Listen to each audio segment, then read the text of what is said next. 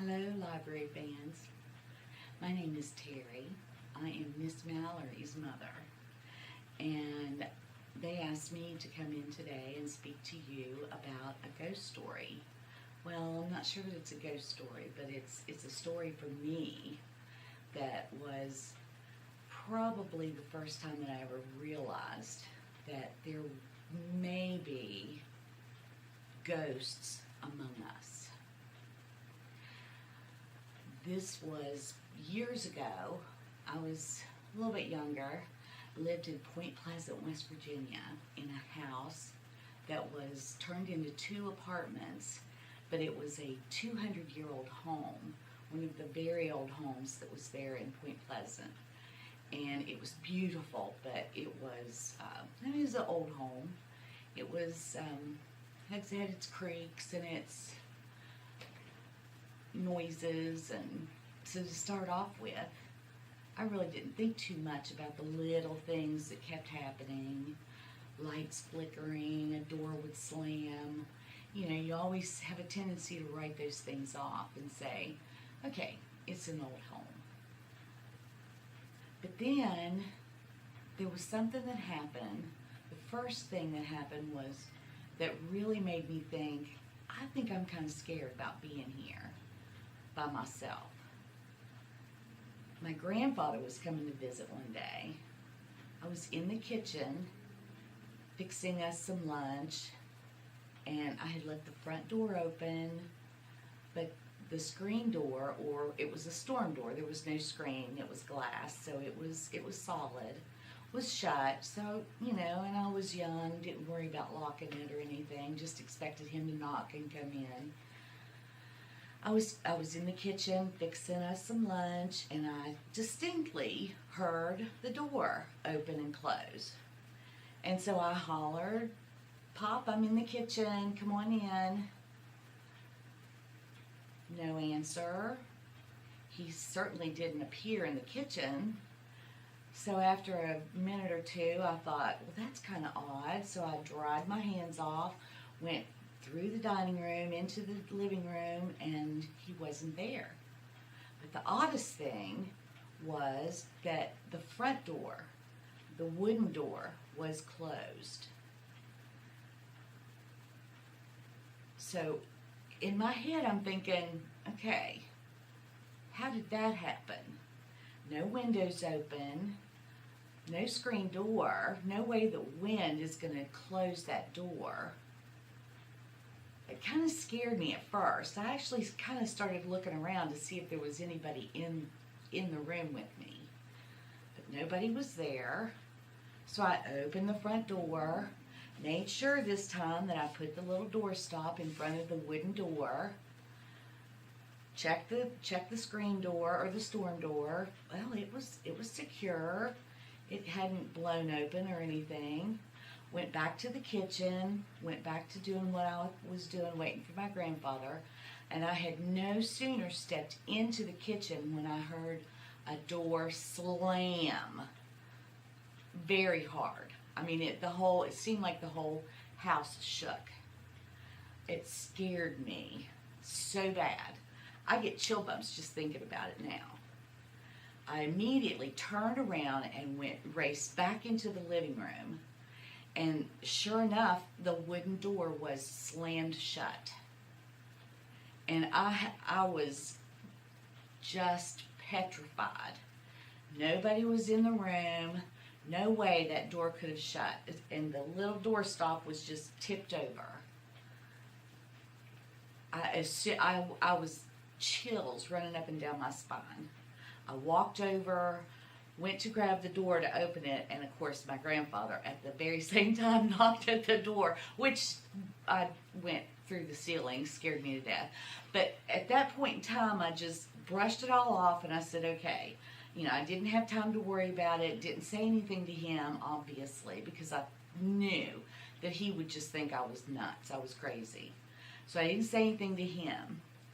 But that next weekend, I went home to visit my mom, and I told her that there was things that were happening in the house that were kind of making me unnerved. So I asked her, I said, I'd like to take my cat back with me to the apartment. The owner of the apartment said it would be fine if I brought her with me. Sure, she said. I'd had my cat my whole life, and she sort of comforted me. And I thought, well, this will make me feel better, at least to have her with me. So I took her back with me, and needless to say, it was not the best idea for comfort reasons. Because from the very beginning, she was very uncomfortable in that apartment. She had spots in the apartment that she would not even walk. She, for some reason, hated the dining room. If I went from the living room into the kitchen, which you had to pass through the dining room, she would pause at the living room and sit and wait and just stare like she didn't want to come. And after a minute or two, I would have to call, come on, let's get your food, or let's go upstairs, and she would just stare at me like she just didn't want to come. And finally, she would just run through the dining room.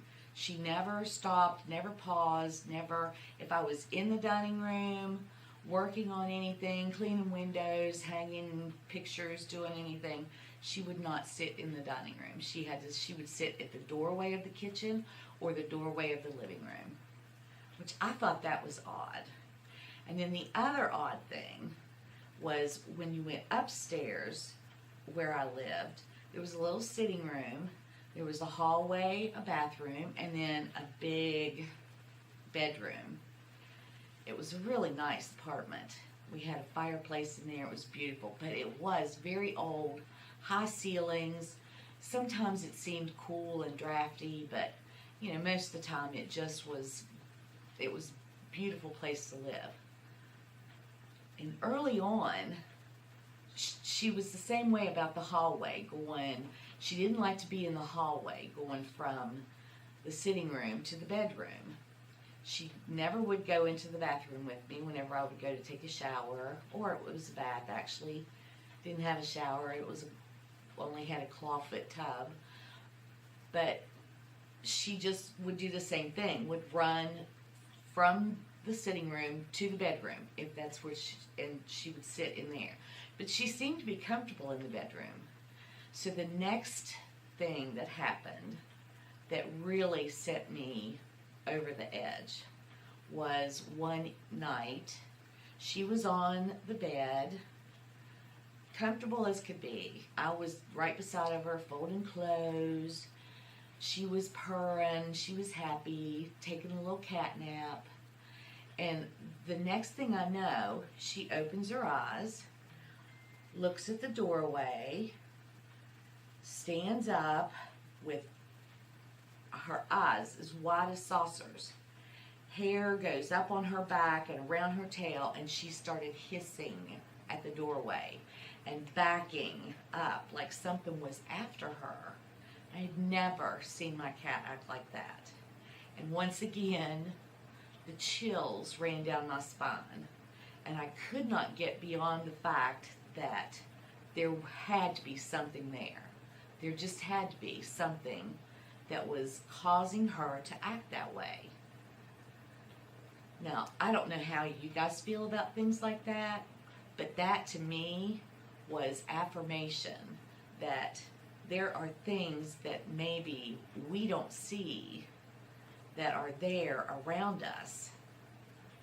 And maybe sometimes we might need to take a look at those little sounds, or when you think somebody's walking and, well, that's the floor creaking, the light flickered, old house, that happens.